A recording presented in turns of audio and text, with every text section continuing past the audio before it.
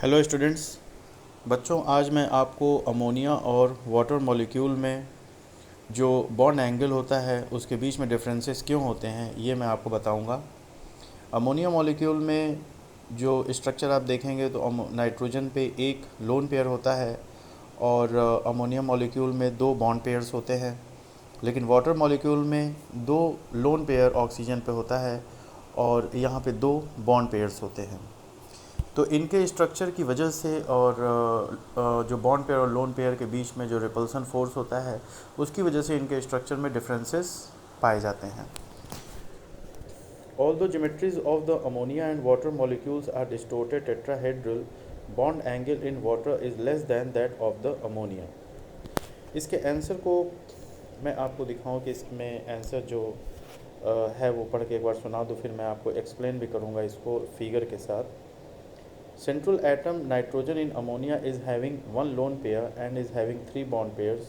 Central atom oxygen in water is having two lone pair and is having two bond pairs.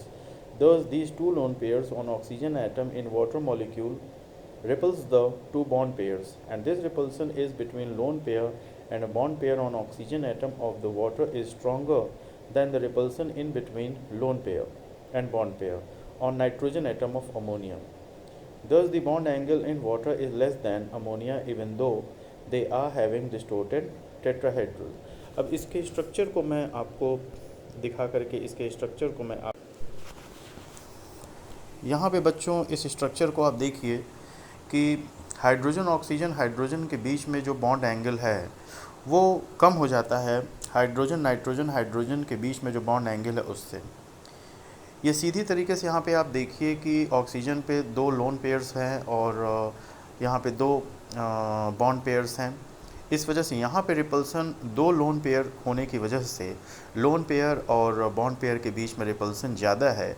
इस वजह से HOH bond angle कम हो जाता है। और अमोनियम मॉलिक्यूल में आप देखिए कि नाइट्रोजन के पास सिर्फ एक लोन पेयर है और यहाँ पे तीन बॉन्ड पेयर्स हैं।